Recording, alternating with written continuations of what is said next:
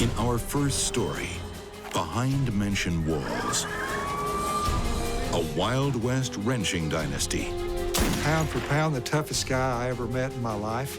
And the murder that brought it to its knees. I mean, gosh, he could have bought me and sold me 1,000 times. And later, she managed to get her fist around his testicles, and she squeezed for all she was worth. The scandal that rocked the British aristocracy to its foundations. You can't accuse a lord of the realm of being a murderer. I'm Christopher Mason. Some of the most intriguing whodunits have taken place behind mansion walls. Was it Colonel Mustard in the library with the candlestick? Or did the butler do it? These moneyed mysteries have baffled the best and brightest minds for years. But are we now getting closer to the truth?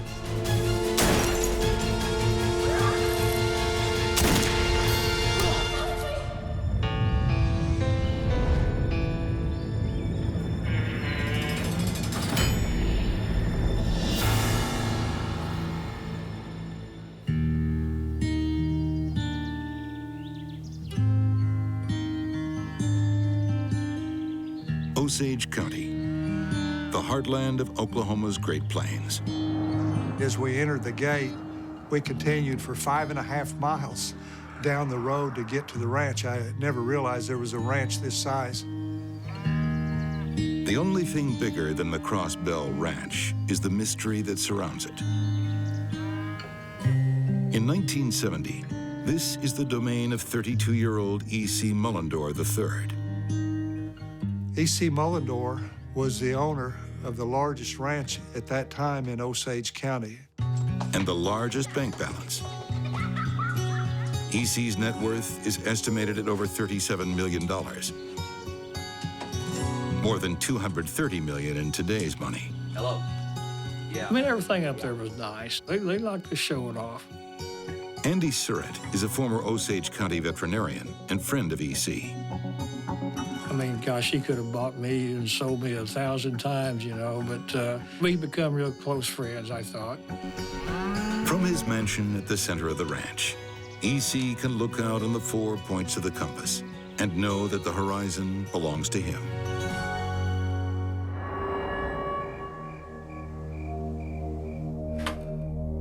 But on September 26, 1970, E.C.'s world suddenly closes in on him. Been a shooting at the Mullendore Ranch.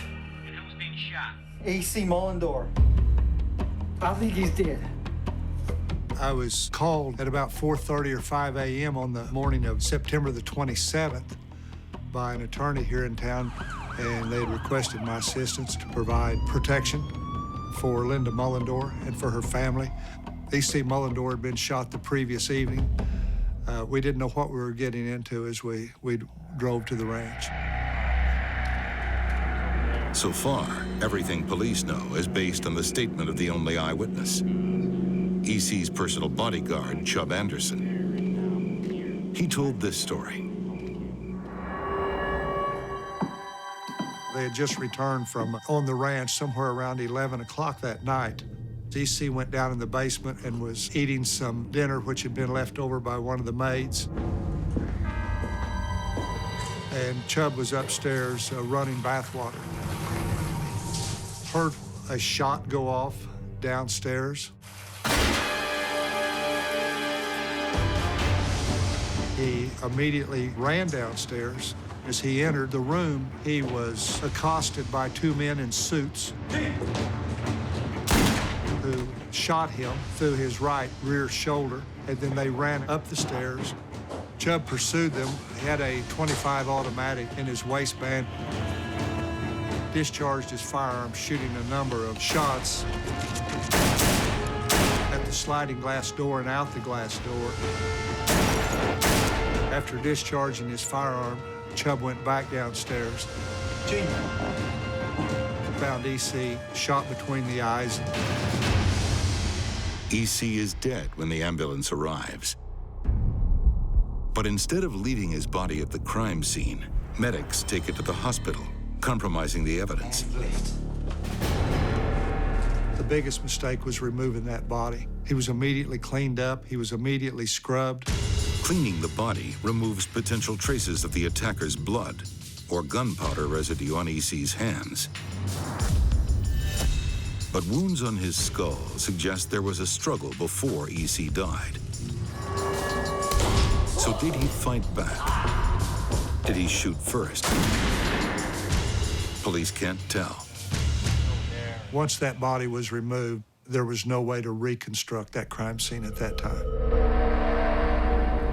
Sherman York was a former employee of the Crossbell Ranch.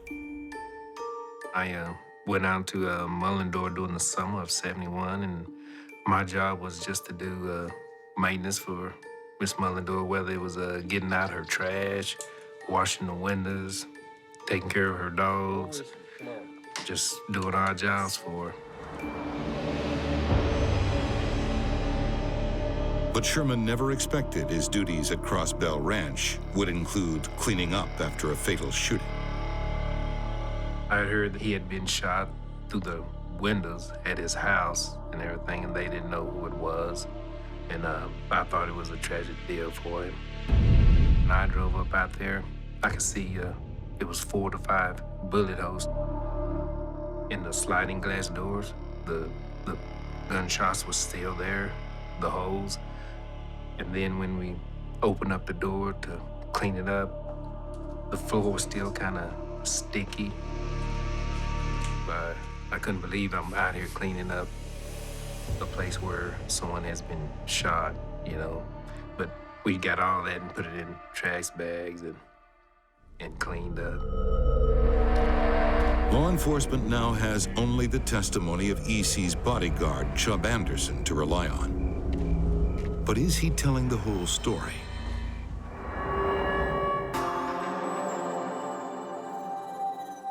Chub could play the part of anything. I mean, he's a good actor.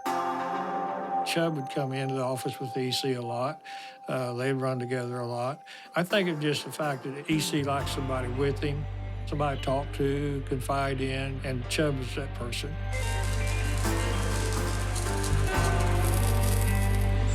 Chub is a notorious ladies' man.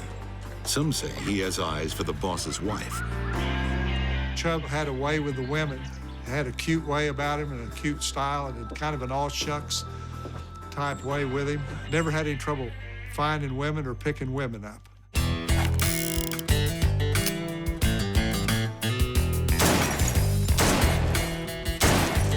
But Chub is also every inch a man's man. Probably pound for pound the toughest guy I ever met in my life. Loved to fight, loved to finish fights. EC had an awful big mouth for a little guy and could get things started, particularly after he had had a few drinks. Let's see what you got. And it would leave it up to Chub to finish. He was an absolute excellent shot with a rifle and with a pistol.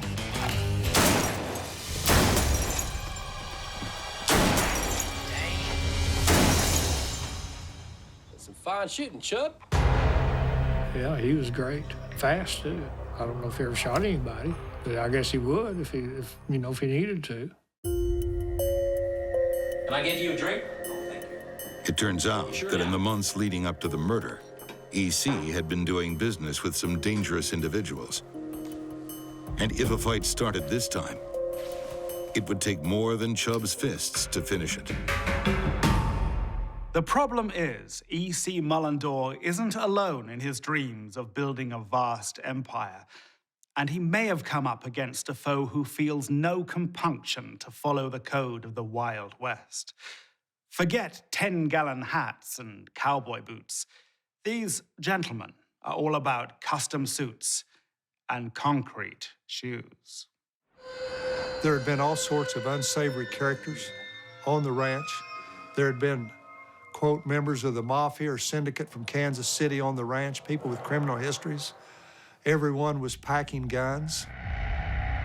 EC has borrowed millions of dollars from what you might call alternative sources. What can I do for you boys? Earn your pay, Mr. Mullendore. Barry. Chub was very upset about all of these mafia-type characters on the ranch. I know. It's been a hell of a year with those cattle sales. The Cross Bell Ranch may be worth a fortune, but it's also mortgaged to the hilt. EC owes his various creditors over $12 million. I'll make the money as soon as I can. You will get your money. Believe me. Did the mob get tired of waiting? There were so many rumors flying around about these two men with suits on, led to a lot of speculation about a mafia hit. If it was a professional job, why didn't they finish off Chub, too? It didn't make sense to me that if these were two hitmen, why they would leave him alive after just assassinating E.C. Mullendore. Didn't make sense. A week after the murder, private investigator Gary Glantz is given access to the crime scene and runs some tests. Went upstairs, turned the water on in the bathroom where Chub allegedly heard the gunshots from. We discharged firearms in the basement with the water running. You couldn't hear gunshots coming from the basement with the water running. We turned the water off. You could only hear a faint pop, possibly like a book falling off of a shelf, but not like the discharge of a firearm.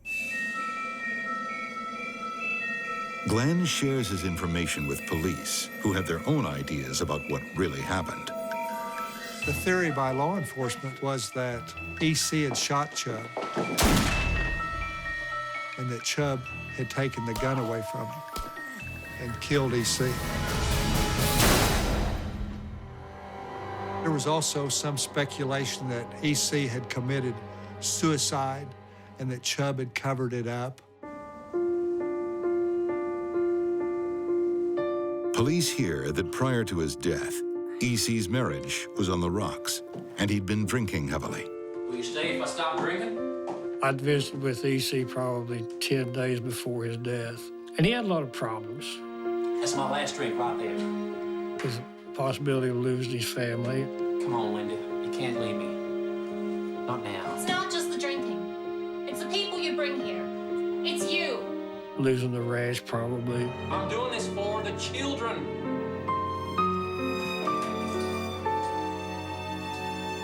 Linda! So was it murder or suicide? A professional hit, a crime of passion, or an inside job? To Gary Glantz, only one thing's certain. Chub Anderson knows the truth. Little did I know at that time that it was going to take 41 years to get the answer. Fall of 1970 in Osage County, Oklahoma. E.C. Mullendore III, scion of the most powerful ranching family in the county, is shot dead in his mansion.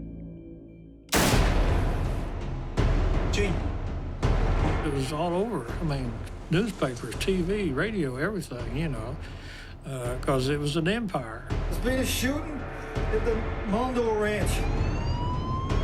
The only witness is E.C.'s friend and bodyguard, Chub Anderson, who says he was also shot by two unidentified attackers before he chased them away.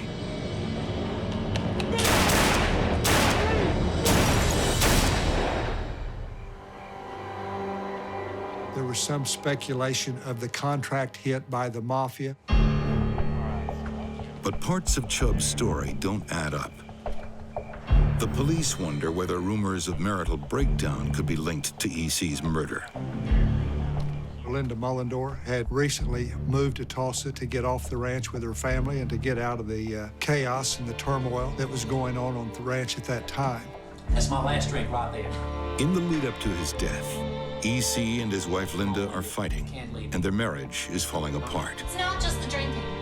It's the people you bring here. It's you. Come on, Linda. Linda says she wants a divorce and leaves E.C. alone in his mansion with only Chub to keep him company. So why does Linda leave? Is it E.C.'s drinking? Is she having an affair? Or have EC's debts placed unwelcome limits on his wife's extravagant lifestyle? Talk around Pawhuska at one time was that Linda would weekly fly down to Dallas to have her hair fixed or go down and buy a new dress or something. Linda's favorite spot in Dallas is the posh department store Neiman Marcus. In one whirlwind visit, her purchases are said to include 13 pairs of shoes, a $5,000 mink coat, and a merry-go-round for the children. The final tally? More than $20,000 on the Mullendore account. But by mid-1970, EC is finding cash like that hard to come by. He's $12 million in debt, and with a $15 million life insurance policy, he's worth more dead than alive. With debt collectors at the door and divorce on the horizon, EC enters his final hours.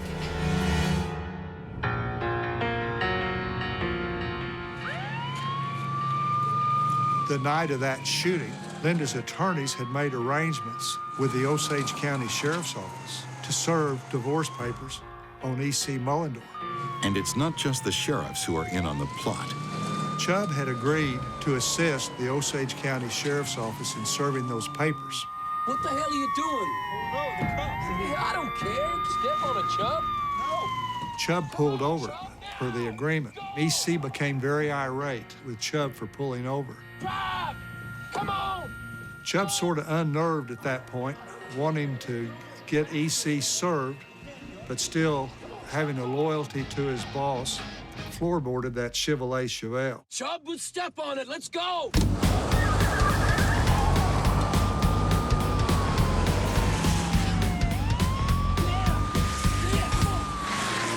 They had a high-speed chase over the ranch. Chub knew that ranch like the back of his hand.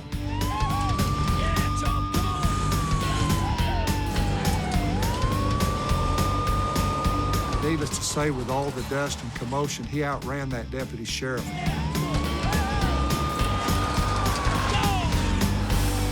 fact, chuckled about it and laughed about it later, how he left that deputy, you know, in the dust. According to one theory, EC is furious that Chub conspired against him. And when they arrive back at the ranch, he lets Chub know about it. You betrayed me. You betrayed yourself when you got involved with those gangsters. Police believe EC may have shot Chub in anger,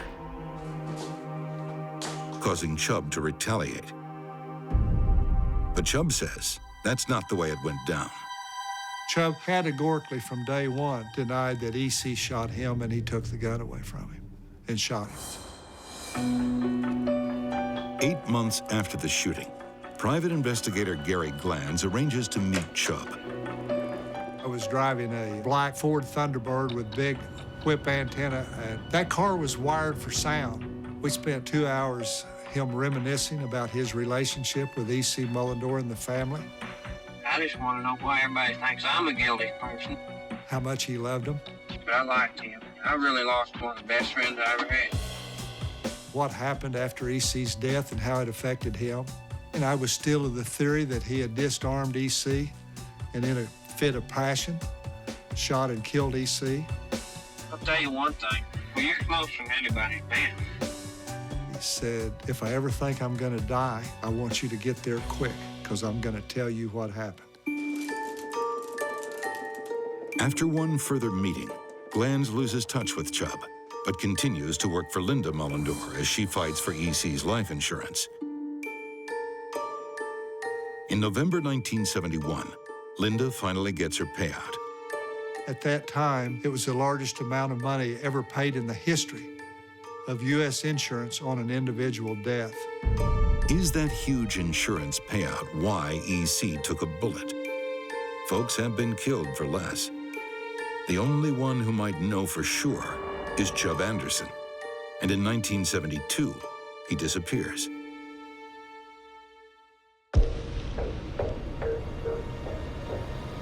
He's sighted in Kansas, then Mexico, then Montana, Finally, in 2006, kidney failure forces him back to society. They had refused him dialysis because the name that he was using while in Montana, that guy had been dead for 25 or 30 years. And once they figured out who Chub was and ran the computers, they saw that there was an outstanding warrant, and they transported him back to Kansas. Chub serves a year in prison on an unrelated drug charge.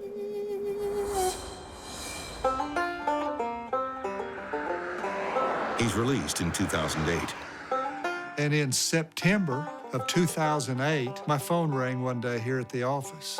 Chub asks Gary Glanz to visit him at his apartment. It's been almost 40 years. Certainly, we had both aged up, wrinkled up, and I'm looking at a former shell of a man that I knew 38 years ago, and I'm sure he was too. Chub knows he hasn't got long to live. You ever gonna tell me what really happened? Chub began to confide in me about the shooting that night. It's like you said, Gary. Chub admitted that he had lied to me originally on the night of the shooting, and he indicated that there was indeed a fight that night. A fight between EC and Chub. It was a spontaneous fight. You guys ain't even think you're doing that, Chub. You betrayed me. You betrayed yourself when you got involved with those gangsters. It was a fit of rage. It was a fight of passion. It was a brutal fight. He described not being able to knock EC out. That he was hitting him and that he wouldn't stay down. Chub made a decision that he was going to end it that night, and he ended it. He stated if he hadn't ended it, he knew he was going to be looking over his shoulder for the rest of his life. But the biggest revelation is yet to come. There was another man there. What the sheriff and no one else knew, and what no one knew until Chub told me, was that there was somebody else there the night of that shooting. They staged the crime scene. Chub, he knew the only way his story would be believable was if he took a bullet. Do it. I asked Chub during that conversation. Chub, you gotta tell me how it feels to know you're gonna take a bullet. And he said, Gary said, it'll make your ass pucker. In November 2010, just months after he confesses to Glanz, Chub Anderson dies. I think Chub wanted to clear this thing up before he went to his maker. I'm satisfied that Chub told me the truth. I'm also satisfied that we have passed all this information along to the appropriate authorities, and now the ball is in their court. Chub never confessed to law enforcement, which means, officially, the murder of E.C. Mullendore III remains unsolved. But there still may be one person who can end the mystery, the third man. That's where the story is now, for that person to come forward and to clear this thing up and to bring closure for everyone.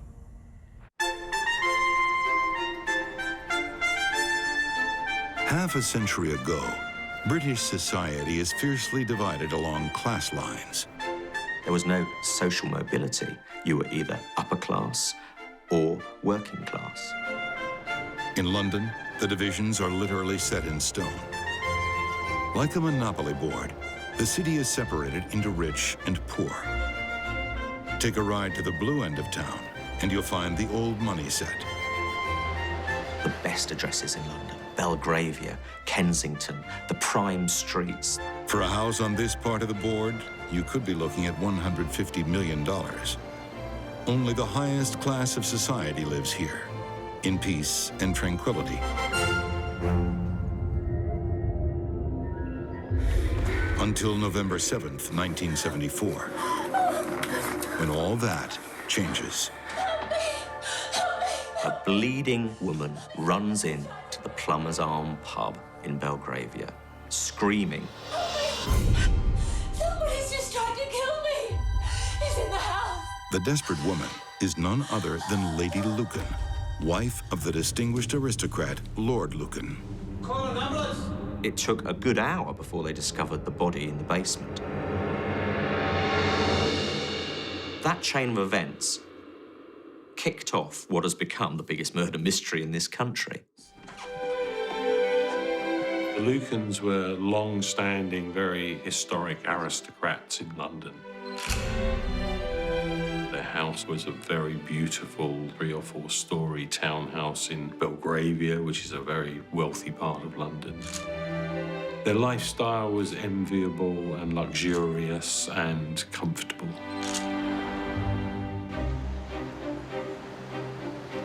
Journalist Robert Strange wrote a book about Lord Lucan and has researched his life of privilege. He was probably born with the best silver spoon that you're ever going to have. It was a very privileged, comfortable lifestyle. And as a little boy, he had the best education. He went to Eton, the best private school in Britain. He had everything that he wanted as a child, and that lifestyle continued when he became an adult. Lord Lucan inhabited a rarefied world, far removed from the concerns of the common man. Not that he was likely to encounter the average man on the street. His lordship was not in the habit of walking anywhere. Lord Lucan did not know how to buy a pint of milk. His life was a nice Mercedes car to the gambling club, followed by a gambling session that would go on until 4 or 5 in the morning. That was his day at the office.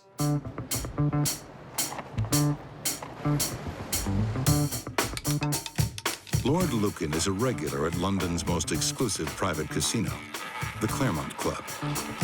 Lord Lucan was a born gambler. He just had it in his blood and he loved it. As a young man, a one-off win of over $300,000 in today's money earned him the nickname Lucky Lucan. Yes! Look at that! But sadly, since then, he's had trouble repeating such good fortune. He was universally known as Lucky Lucan. The great irony is that that was probably the least appropriate title. Lucky Lucan was exceptionally unlucky. Lord Lucan lost millions of pounds. He lost it at the gambling tables. He lost it day in, day out, week in, week out. Rise. The money he had, he couldn't have frittered away on his speedboats or fancy parties or holidays to the south of France. He lost it at the gambling tables. Slowly, without people knowing. Sorry, Mr. Lucan. He gambled away all of the family fortune, and that's when his marriage problems started.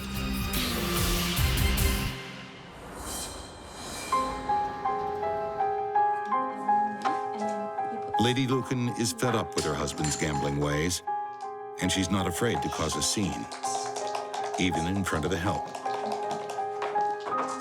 How dare you! Get them to bed immediately! To Lord Lucan, an outspoken wife is an assault on the natural order. You're pathetic, you know that? For heaven's sake. It was very important that his wife was deferential and subservient to him. And one of the things that started to go wrong with their marriage was that Lady Lucan began to find her own voice and began to assert herself a little more, and that was something that he was never going to stand for.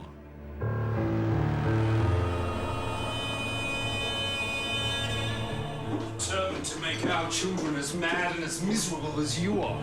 The Lucans begin to fight bitterly, some say violently. You'll never get the children, do you hear me? Never! You're a monster!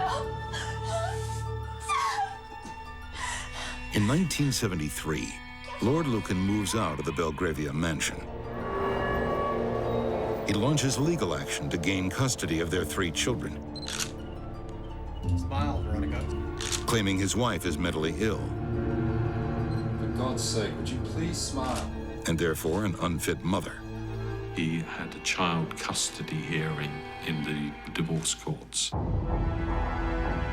But Lady Lucan steals the show with testimony that will shock the court.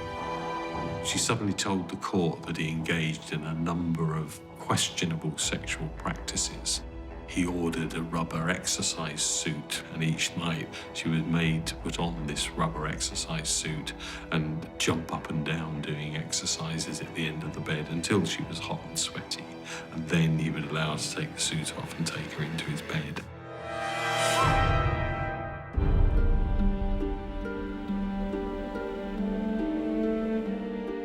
The court is scandalized and grants Lady Lucan custody of their children. Lord Lucan has been betrayed and humiliated by his own wife. Worse still, he needs to sell the Belgravia mansion to pay off his debts, but his wife won't move out. He was in deep financial trouble from his gambling. His wife had custody of his children.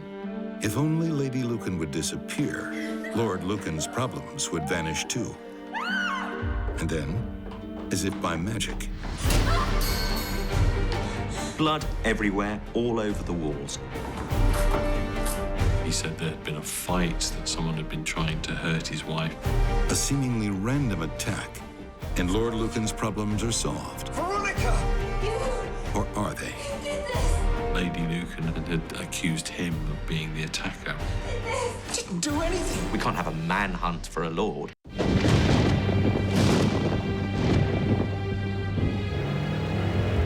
It was dark. It was raining. It was a winter's night, November 1974. Lucky Lord Lucan, distinguished aristocrat, is driving out of London to the southern town of Uckfield. He fled to a place called Grant's Hill House, a country manor house that was owned by Ian Maxwell Scott, the money man in Lord Lucan's gambling set.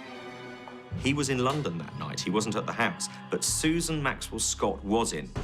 He said there had been a fight, that someone had been trying to hurt his wife, and he had been involved in the fight trying to save her. Lucan says he needs to write some letters to a close friend, explaining what happened.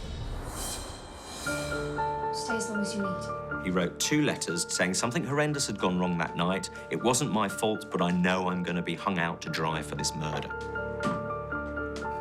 Lucan claims he was passing his Belgravia home when he saw an intruder inside with his wife. He ran in to help her, but the attacker escaped. Then, in the basement, he made a horrifying discovery. Blood everywhere, all over the walls. A crime of passion, without doubt.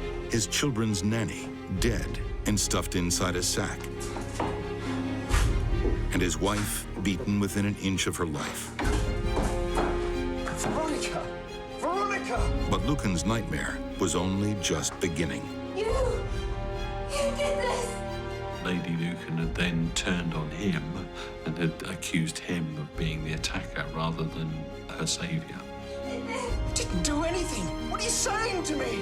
Fearing police would pin the murder on him, he flees. Finally, Lucan asks his friend to look after his children because he's just going to lie low for a while. Then, he gets back in the car and drives off into the night.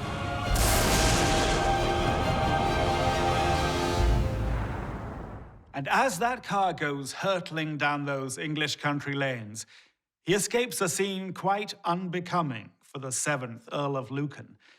His children's nanny has been savagely murdered. His wife is bloodied and shaken, and his lordship is the prime suspect. It's certainly a good time to lie low. The question is, when will Lord Lucan resurface? Back in London, police comb the crime scene and get a statement from Lady Lucan. The first thing she said when she woke and was able to talk to anybody was, "Lord Lucan did this to me." A nationwide search for the fugitive Earl of Lucan is launched. The old money set is scandalized. No, you can't accuse a lord of the realm of being a murderer. We can't have a manhunt for a lord. When police find Lucan's getaway car at the South England port of New Haven, the evidence left inside might make even the Queen wonder. Maybe lords can be murderers too. They had found at the house that night what they believed to be the murder weapon, which was a length of lead piping, and it had tape wrapped around it to give a solid handle to hold onto. And in the boot of the car was a length of lead piping with tape wrapped around it to make a handle. And when they forensically tested those two pieces of piping, they found that they were from the same piece of pipe. The biggest single clue that they had that what Lady Lucan had told them was the truth, and that Lord Lucan was the killer.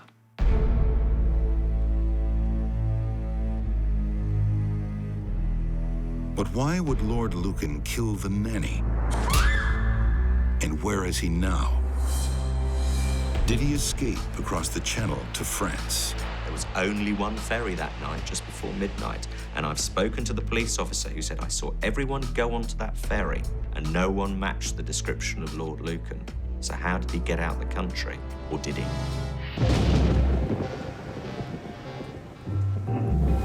London, November 1974. Sandra Rivet, nanny to the house of Lucan, is brutally murdered. The lady of the house is also viciously beaten, but survives. Lord Lucan says he chased away the attacker, but then fled himself because he feared he'd be blamed for the crime. Sound familiar? It was actually a plot straight out of the film The Fugitive. A man finds his wife being attacked, fights off the attacker, and then becomes accused of the crime himself.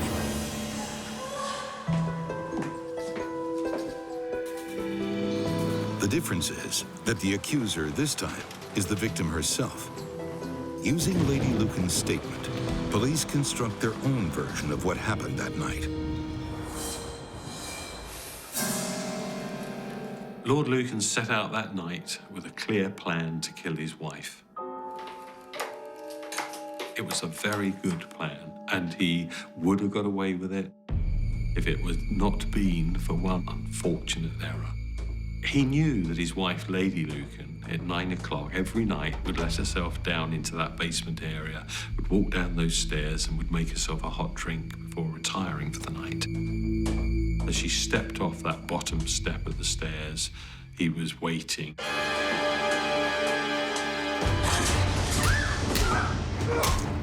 Lord Lucan attacks in a blind frenzy of blows.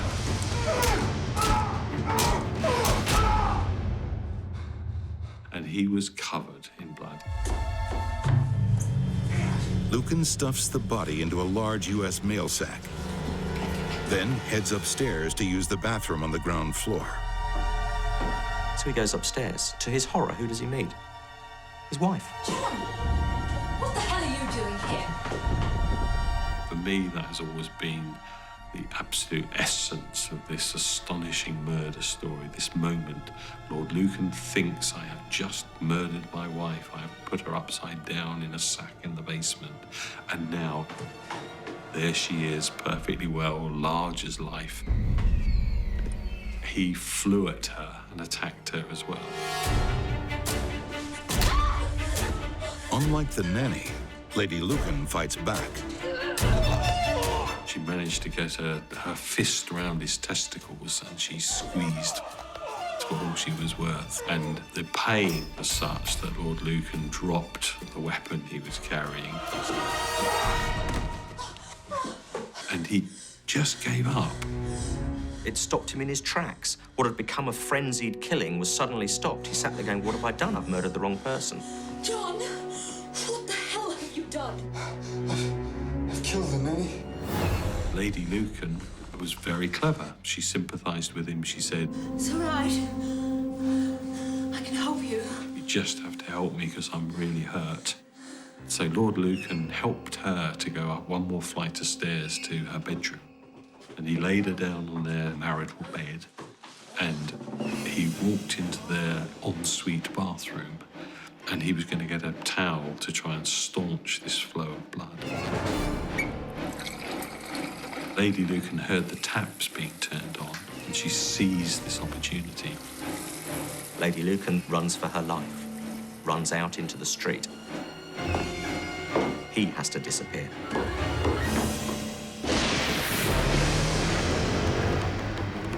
Lord Lucan flees in a borrowed car.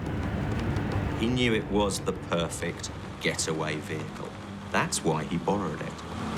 He was going to use the car to dump his wife's body, but now he has to change plans. He drives to his gambling friend's mansion in Uckfield. When he went inside, he entered into the world of protection from the establishment. By going there, he walks into a safety shield. It's where Lord Lucan writes his letters to a friend, laying out his alibi. And it's the last place he's ever seen alive. Let the conspiracy theories begin. I think someone else took his car to New Haven on the coast that night. Someone else abandoned it in the early hours of the morning as a nice little diversion that the police would eventually find. Others doubt this, preferring a more romantic theory. Lord Lucan did the honourable thing. He threw himself into the English Channel that night.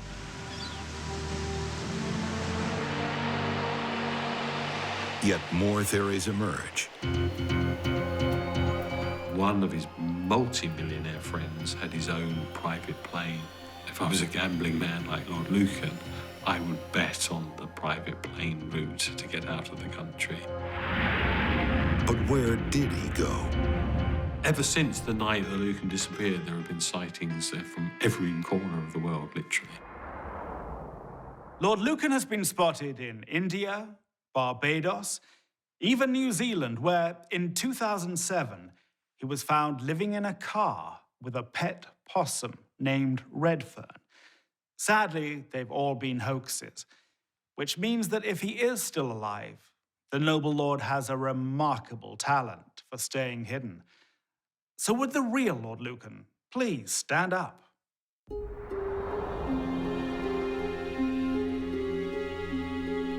The latest evidence supports the theory that Lucan's billionaire gambling friends from the Claremont Club gave Lucky a new life in Africa. In 2012, the former assistant of the Claremont Club's founder came forward, claiming that in 1979, she'd been ordered to arrange for Lucan's children to fly to Africa, where they could be seen by their father. I think that the whole cover-up worked perfectly. I think he was protected by the Claremont Club, and I think that he lived his days quite happily in a very obscure part of Africa. Proving it is a totally different thing. Maybe we'll get there one day.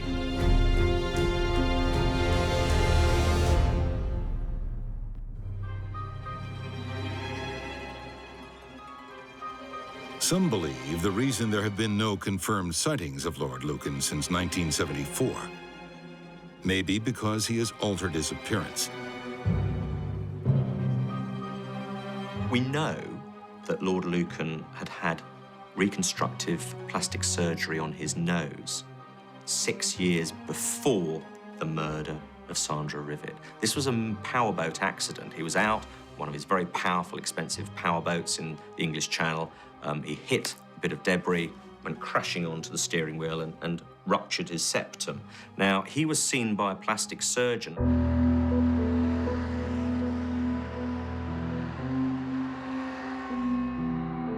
That plastic surgeon was Dr. John Watson, whose daughter Carolyn Allen believes Lord Lucan could have made another visit to her father for surgery immediately after the murder.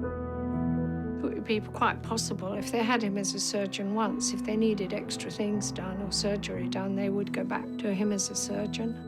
And there's been evidence floated that Lucan could have gone back to that hospital. Now, could they have reconstructed his face and sent him off to a new life in Africa or Europe? It's possible.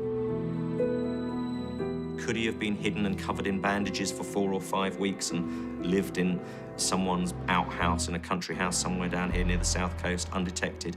It's possible. At the time of the murder, Father told me that the police descended upon his practice at Harley Street and asked lots of questions, and it's due to medical ethics, he was not allowed to give any information at all. And Dr. Watson maintains his strict silence on the subject until his death.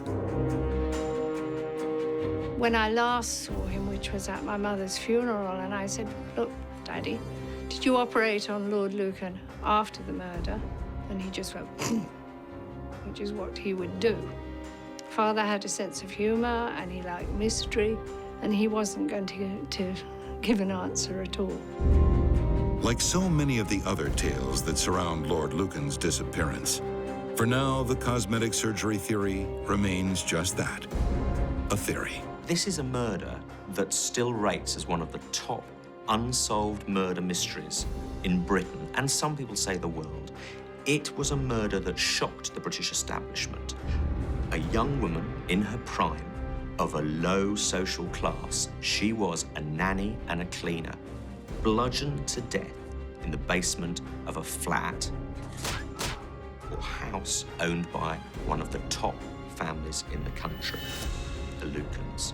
It caused at the time an earthquake that even today is still rumbling on because Lord Lucan has never been found. A UK gaming agency is now offering 20 to 1 on a bet that Lord Lucan will be brought to justice. At those odds, perhaps the born gambler known as Lucky Lucan might even be tempted to turn himself in. Lord Lucan gambled away his fortune and brought dishonor upon his family's noble name, while E.C. Mullendore tried to rule the Wild West, but it conquered him instead. What really happened to these men of great privilege? The clues are confounding. The truth, elusive. And these moneyed mysteries may yet have one more twist in store. Till next we meet, behind mansion walls, I'm Christopher Mason.